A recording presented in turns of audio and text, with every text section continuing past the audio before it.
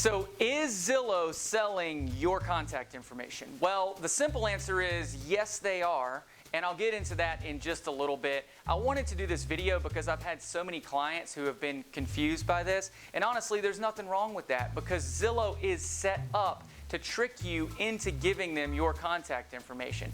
I might have a client who calls me and says, "Hey Tyler, I set us up an appointment to see this property on Saturday," not knowing that they didn't set up an appointment for us to see this property. They set up an appointment for them to meet with the agent who's paying for that lead. So the way it works is some real estate agents pay a lot of money, like thousands of dollars, to get these Zillow leads. So when you put your contact information in, when you click one of these buttons, schedule a tour, get more information, your lead, your contact information is going to the highest bidder, and then it's going to the bidder below that, and the one below that, and the one below. I think it's like 5 or 10 agents can get it, but the highest bidder gets it first, and then they're going to reach out to you. But that's why you might get so many messages right then, and none of those people are affiliated with the listing.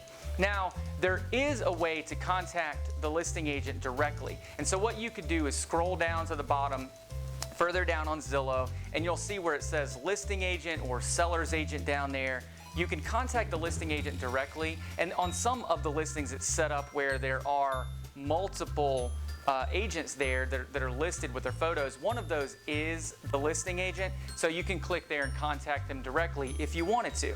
However, I highly recommend you go ahead and interview some buyer's agents, pick somebody who's going to represent you, and then you don't have to worry about contacting anybody. You can just communicate directly with your agent. So yes, Zillow is selling your contact information to the highest bidder, right? And that's just the way it works. So if you want to reach out to a listing agent directly, don't press one of those buttons. Get your own buyer's agent to help you navigate this stuff, okay? And that's basically it. If you want more information about this or anything going on in the Atlanta real estate market, please go to my website, tylerstanleyrealestate.com. Visit the blog. You can search properties there too, lots of cool stuff. So, and always, please give me a call if you need anything, all right? Talk to you guys soon.